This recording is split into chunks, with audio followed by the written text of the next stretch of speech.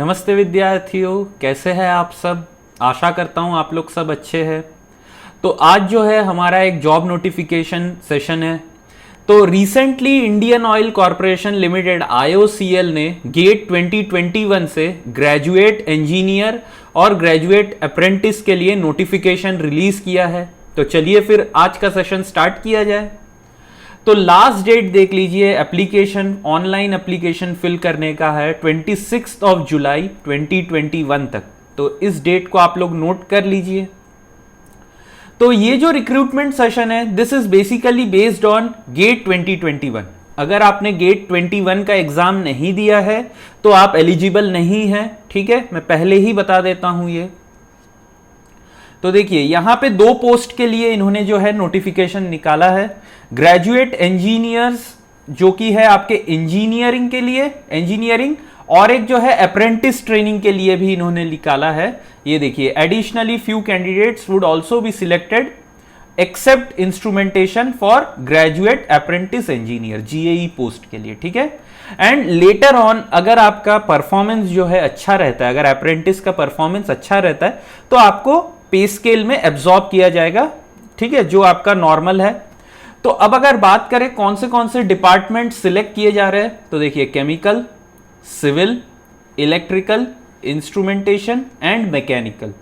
तो वैकेंसी जो है ये अभी बोला नहीं गया है कि कितने में कितना नंबर ऑफ सीट्स है, ये बोले नहीं गए हैं, लेकिन आपका बाकी जो है सब डिटेल्स दिए हुए हैं। तो देखिए एलिजिबिलिटी क्राइटेरिया क्या है, only Indian nationals are eligible to apply, तो ये तो पता ही है सभी को। और एलिजिबल डिसिप्लिन्स क्या क्या है गेट 2021। तो देखिए आप केमिकल से अप्लाई कर सकते हैं अगर आपका गेट का पेपर कोड है CH, सिविल इंजीनियरिंग से कर सकते हैं अगर आपका गेट का कोड है CE, इलेक्ट्रिकल से कर सकते हैं अगर आपका गेट का कोड है EE, इंस्ट्रूमेंटेशन से कर सकते हैं अगर आपका गेट का पेपर कोड है IN, मैकेनिकल से अगर आपका गेट का पेपर कोड ME है। तो ये चीज बहुत ही ध्यान देंगे कि पेपर कोड आपके यही एग्जैक्टली रहने चाहिए। अब अगर मैं क्वालिफाइंग डिग्रीज की बात करूं तो देखिए BE-BTech, अच्छा उससे पहले देखिए जैसे कि मैं आपको बोला हूं, गेट ओनली 2021 जिन लोगों ने अप्लाई किया है और एग्जाम क्लियर किया है, सिर्फ उन्हीं लोग अप्लाई कर सकते हैं, है ना। तो देखिए क्वालिफाइंग डिग्री क्या है, BE-BTech full time regular courses. और केमिकल इंजीनियरिंग के लिए इन्होंने किन किन ब्रांचेस को अलाउ किया है, तो petrochemical, polymer and plastic engineering जो है यही अलाउड है। सिविल इंजीनियरिंग में सिर्फ सिविल इंजीनियरिंग, अगर कोई कंस्ट्रक्शन से है या एनवायरमेंटल इंजीनियरिंग से है तो आप एलिजिबल नहीं है। ठीक है, इलेक्ट्रिकल इंजीनियरिंग, तो इलेक्ट्रिकल इंजीनियरिंग में इंक्लूड हुआ है आपका इलेक्ट्रिकल एंड इलेक्ट्रॉनिक्स इंजीनियरिंग। ठीक है, और कोई भी आपके ब्रांचेस यहां पे नहीं हुए। देखिए other than electrical and electronics engineering and electrical engineering. ठीक है, अगर मैं इंस्ट्रूमेंटेशन से बात करूं तो सिर्फ electronics and instrumentation engineering, instrumentation and control engineering, but excluding electronics and communication. तो EC/ETC ब्रांच आप लोग यहां पे एलिजिबल नहीं है। ठीक है, और मैकेनिकल का बात करूं तो सिर्फ और सिर्फ मैकेनिकल इंजीनियरिंग, और कोई भी ब्रांचेस यहां पे जो है एलिजिबल नहीं है। तो अगर आपका डिग्री सिर्फ मैकेनिकल इंजीनियरिंग में है तो ही आप एलिजिबल है ये जॉब नोटिफिकेशन के लिए। ठीक है, तो यहां पे लिखा भी हुआ है, candidates having qualifying degree from discipline other than those above are not eligible to apply. ठीक है, लिखा भी हुआ है। अब देखिए यहां पे जो लोग MTech कर रहे हैं, तो यहां पे अगर मैं पूरा आपको ये पैरा का क्रक्स बोल दूं 1.4 का, तो मैं इतना बोलता हूं कि अगर आपका MTech डिग्री कुछ में भी हो, ठीक है, जैसे कि आप अगर पावर सिस्टम में यहां पे लिखा हुआ है, अगर आप पावर सिस्टम में MTech कर रहे हैं, लेकिन आपका बेस डिग्री मतलब क्या, अगर आप BTech BE अगर आपने इलेक्ट्रिकल से किया हुआ है या EE से, ट्रिपल ई मतलब क्या, इलेक्ट्रिकल एंड इलेक्ट्रॉनिक्स इंजीनियरिंग, तो आप एलिजिबल है इलेक्ट्रिकल से। ठीक है, ऐसे ही अगर आप MTech एनवायरमेंटल इंजीनियरिंग से कर रहे हैं, लेकिन आपका BTech जो है सिविल इंजीनियरिंग में अगर है, तो आप फिर एलिजिबल है इस पोस्ट के लिए अप्लाई करने, बशर्ते आपने गेट 2021 का एग्जाम दिया है तो। ठीक है, तो यही है पूरा क्रक्स ये पैरा 1.4 का। अब अगर मैं अपर एज लिमिट की बात करूं तो 26 ईयर है, 26 ईयर ऑन 30 जून 2021। तो अगर इस डेट से पहले आपका मैक्सिमम एज 26 है तो फिर क्या है, आप एलिजिबल है for general and EWS candidates. अगर मैं ओबीसी की बात करूं तो ओबीसी को +3 इयर्स मिलेगा, दैट इज 29 इयर्स है। एससी एसटी के लिए +5 इयर्स है, that is 31 years. And physically disabled candidates के लिए आपका 10 इयर्स इसमें और एक्स्ट्रा आप ऐड कर लीजिए, ठीक है। अब क्वालिफाइंग मार्क्स की अगर बात करूं तो देखिए ये काफी इंपॉर्टेंट है। क्वालिफाइंग मार्क्स में देखिए जनरल, ओबीसी और ईडब्ल्यूएस के लिए 65% मार्क, मतलब अगर सीजीपीए की बात करूं तो 6.84 से ज्यादा होना चाहिए आपका सीजीपीए, ठीक है। और एससी एसटी के लिए 55% मार्क मिनिमम आपका क्राइटेरिया है, ठीक है। अब यहां पे ये जो पॉइंट है काफी इंपॉर्टेंट है, देखिए क्या लिखा हुआ है, candidates currently in the final year semester of their qualifying degree may also apply subject to obtaining minimum mark as mentioned above from the aggregate of marks obtained in all semester। तो अगर आप final year student है या final semester student है तो आप भी apply कर सकते हैं अगर आपके गेट 21 में स्कोर बहुत अच्छा है। तो मैं अभी बात करूंगा मतलब कि कितने स्कोर पे सिलेक्शन होने के चांसेस है, तो मैं उसका भी बात करूंगा, ठीक है। तो आप लोग वीडियो को एंड तक जरूर देखिए और मेरे चैनल को जरूर सब्सक्राइब कीजिए, ठीक है। तो यहां पे फाइनल ईयर और फाइनल सेमेस्टर स्टूडेंट्स भी दे सकते हैं, लेकिन आपका aggregate in all the 8 semester 65% या 55% अगर आप कैटेगरी से है तो होना चाहिए। और such candidates should also be in a position to submit their final marksheet by 30 सितंबर 2021। तो आपको 30 सितंबर 2021 तक आपका जो है आपके पास मार्कशीट होना चाहिए। अब इस डेट से मैं ये भी बोल सकता हूं कि टेंटेटिवली आपका जो इंटरव्यू होगा वो इसी डेट के आसपास होगा, ठीक है, या तो लास्ट वीक ऑफ सितंबर या फर्स्ट और सेकेंड वीक ऑफ अक्टूबर, ठीक है। तो क्योंकि आपके इंटरव्यू के दौरान ही आपके डॉक्यूमेंट वेरिफिकेशन होंगे मोस्ट प्रोबेबली, ठीक है। तो इसी वजह से मैं ये एक गेस कर सकता हूं कि आपका जो इंटरव्यू होगा वो इसी डेट के अराउंड में होगा, ठीक है। अब देखिए पॉइंट सी क्या दिया हुआ है 1.6 पैरा में कि जहां पे भी आपका लेटर ग्रेड है वहां पे आपको सीजीपीए में कन्वर्ट करने का आपके कॉलेज से मार्कशीट, मतलब आपने कैसे कन्वर्ट किया उसके लिए एक वैलिड डॉक्यूमेंट आपको आपके यूनिवर्सिटी या कॉलेज से सर्टिफाई करके लेना पड़ेगा, ठीक है। अब ये सब रिजर्वेशन है, ये आप लोग खुद से पढ़ेंगे। फिजिकल फिटनेस टेस्ट जैसे कि आपको सभी को पता है, पीएसयू में अगर आप जाना चाहते हैं तो आपके पहले तो शॉर्ट लिस्टिंग होता है, फिर डॉक्यूमेंट वेरिफिकेशन, फिर आपका मेडिकल टेस्ट होता है। तो यहाँ पे प्री एम्प्लॉयमेंट मेडिकल एग्जामिनेशन है, तो इसका जो गाइडलाइंस है ये आपको पता चल जाएगा। आप वेबसाइट पे जाइए, वहां पे आपका जो भी कैरियर सेक्शन के अंडर में प्री मेडिकल एग्जामिनेशन गाइडलाइंस आपके दिए हुए उसी अकॉर्डिंग आपको करना पड़ेगा आफ्टर यू गेट शॉर्टलिस्टेड। अब कैंडिडेट टू नोट, आपको कुछ भी अपलोड नहीं करना है, आपका कैटेगरी सर्टिफिकेट या आपके मार्कशीट अभी इस टाइम पे आपको कुछ भी नहीं करना है। लेकिन जब आपका डॉक्यूमेंट वेरिफिकेशन होगा इंटरव्यू के दौरान तब आपको सब कुछ ओरिजिनल लेके जाना पड़ेगा, तब सब कुछ आपका चेक होगा, है ना। तो इसी वजह से कोई भी गलत अगर आप फिल करते हैं तो अभी तो आप पास हो जाएंगे, लेकिन बाद में आपको वहां पे चेक किया जाएगा और फिर ऐसा भी हो सकता है कि आपको डीबार कर दिया जाए for the rest of your life to apply for IOCL. तो इसीलिए कोई भी गलत कुछ नहीं फिल करेंगे, है ना। तो यही सब पॉइंट्स लिखे हुए हैं यहाँ पे, तो मैं सिर्फ इंपॉर्टेंट जो क्रक्स है वही आपको बताता हूं।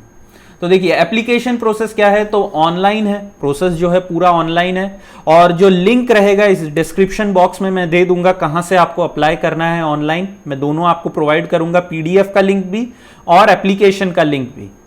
तो आपको अप्लाई ऑनलाइन करना है वेबसाइट पे जाके, ठीक है। और यहां पे आपको क्या क्या चीजें अपलोड करना है, आपको अपलोड करना है अपना passport size photograph, scanned copy of signature और आपका आधार कार्ड भी आपको अपलोड करना है जेपिक फॉर्मेट में, ठीक है।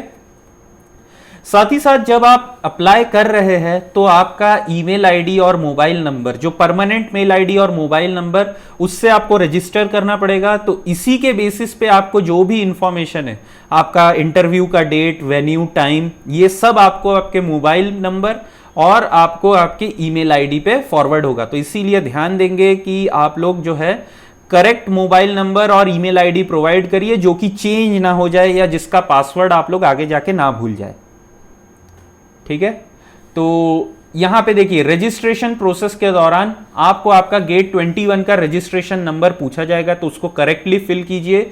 और आपको जितने मार्क्स मिले हैं आउट ऑफ 100, ठीक है, आउट ऑफ 100 जो मार्क्स मिले हैं, नॉर्मलाइज नहीं, जो नॉर्मल मार्क्स है वही आपको फिल करना है यहां पे। ठीक है, और आपको वेरीफाई करते रहना है जो भी आप एंट्री कर रहे हैं ऑनलाइन फॉर्म में, जिससे कि कोई मिस्टेक ना हो जाए। तो यहां पे देखिए जो लोग अपने कैटेगरी से अप्लाई करेंगे उनको बाद में जाके वैलिड डॉक्यूमेंट देना पड़ेगा। ठीक है, जब आपका डॉक्यूमेंट वेरिफिकेशन होगा तब के लिए। अब अगर मैं बोलूं कि आपका ऑनलाइन एप्लीकेशन जो है वो आपको सेव रखना है, ठीक है, यही पॉइंट लिखा हुआ है यहां पे। अब देखिए सिलेक्शन प्रोसेस में क्या है, ग्रुप डिस्कशन है, ग्रुप टास्क है और पर्सनल इंटरव्यू है। तो एकदम नॉर्मल है, ये सब चीजों में कोई इतना टेंशन लेने वाला बात नहीं है। पर्सनल इंटरव्यू जो है ये बहुत ही इंपॉर्टेंट है, चाहे आपके गेट में 100 में से 90 मार्क्स ही क्यों ना आए, लेकिन अगर आप पर्सनल इंटरव्यू में अच्छे से परफॉर्म नहीं कर पाते हैं, अगर आप अपना कॉन्फिडेंस लेवल नहीं शो कर पाते हैं, तो फिर आपको मोस्ट प्रोबेबली फेल कर दिया जाता है। तो इसीलिए इंटरव्यू जो है बहुत ही इंपॉर्टेंट आपका रोल प्ले करता है। और इंपॉर्टेंट इसी भी लिए भी है कि मेरे पास बच्चे पूछते हैं कि सर इंटरव्यू में क्या प्रिपेयर करके जाए, कैसे प्रिपेयर करके जाए। तो इंटरव्यू जो है एकदम बेसिक सवाल है, ऐसे नहीं कि वो लोग आपसे बहुत कुछ एक्स्ट्रा पूछेंगे। आपने क्या किया है अब तक, आपका गेट का प्रिपरेशन कैसा रहा, साथ ही साथ टेक्निकल सवाल जो कि बहुत ही बेसिक टाइप के क्वेश्चंस होते हैं वही पूछे जाते हैं। ठीक है, और अगर आप मेरे से पूछेंगे कि इंटरव्यू का लैंग्वेज क्या होगा, तो आप जिस लैंग्वेज में कंफर्टेबल है, वेदर इट बी इंग्लिश या अगर आप हिंदी में कंफर्टेबल है तो आप हिंदी में भी दे सकते हैं। ऐसा कुछ नहीं कि आपको सिर्फ इंग्लिश में देना है। ठीक है, आप जिस लैंग्वेज, हिंदी या इंग्लिश, जिसमें भी कंफर्टेबल है उसी में आप दीजिए। अब देखिए shortlisting procedure, only those candidate shall be considered for shortlisting for GD, GT and PI who meet all the eligibility criteria. Shortlisting जो होगा वो, ये पॉइंट बहुत ही इंपॉर्टेंट है, देखिए डिसेंडिंग ऑर्डर में होगा on the basis of your GATE 21 mark, category wise है ना, कैटेगरी जनरल के लिए अलग, ईडब्ल्यूएस के लिए अलग, एससी एसटी के लिए अलग, ओबीसी के लिए अलग, सबके लिए डिसेंडिंग ऑर्डर में होगा। ठीक है,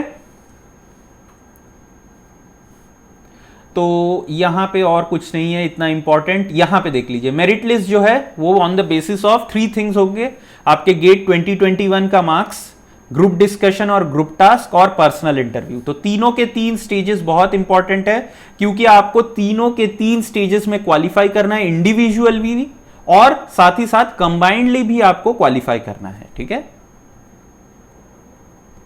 और ये तो आपका नेचर ऑफ जॉब है, ये आप खुद पढ़ सकते हैं। ठीक है, और यहां पे आपका सैलरी का लिखा हुआ है, रेम्यूनरेशंस वगैरह के। तो कैंडिडेट्स जो लोग सिलेक्ट होंगे इंजीनियर या ऑफिसर के लिए, तो जब तक आपका ट्रेनिंग होगा तब तक आपको बेसिक पे 50,000 होगा, और जब आपको एब्जॉर्ब कर लिया जाएगा आफ्टर ट्रेनिंग, तो आपका जो सैलरी रहेगा that will be in the pay scale of 50,000 to 1,60,000। साथ ही साथ इसमें आपके एक्स्ट्रा पे एंड पर्क्स भी है। ठीक है, तो ये सब आप खुद पढ़ सकते हैं। और जिन लोगों को ग्रेजुएट अप्रेंटिस इंजीनियर के हिसाब से अपॉइंट किया जाएगा उनके लिए भी फिक्स्ड मंथली स्टाइपेंड होंगे। तो ये स्टाइपेंड इन्होंने बोला नहीं है अभी तक कितना होगा।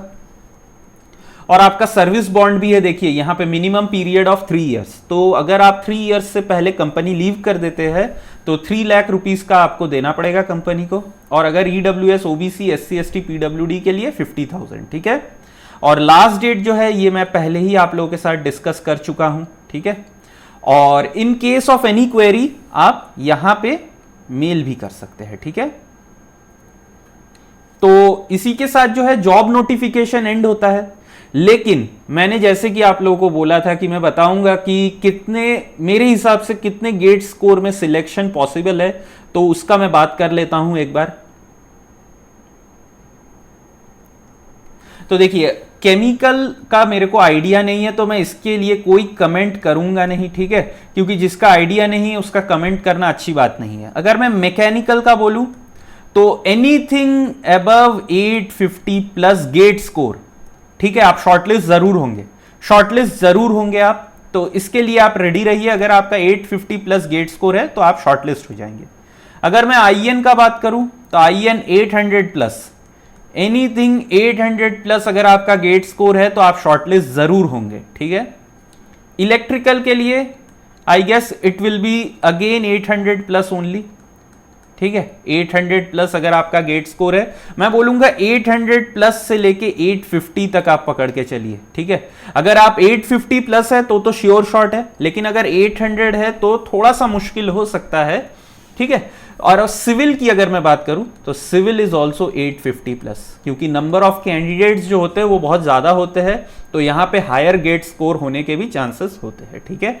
तो ये जो है, ये मैंने एक अनुमान किया कि इसके ऊपर अगर आपका होगा तो आपको शॉर्टलिस्ट किया जाएगा for next 2 rounds, that is GD, GT and आपका पर्सनल इंटरव्यू के लिए, ठीक है। तो आशा करता हूं आज का सेशन आप लोगों को अच्छा लगा होगा। अगर अच्छा लगे तो प्लीज लाइक बटन प्रेस कर दीजिए और सब्सक्राइब कर लीजिए और अपने दोस्तों के साथ इस वीडियो को शेयर कर दीजिए, ठीक है। तो चलिए फिर मिलते हैं नेक्स्ट सेशन में। Thank you.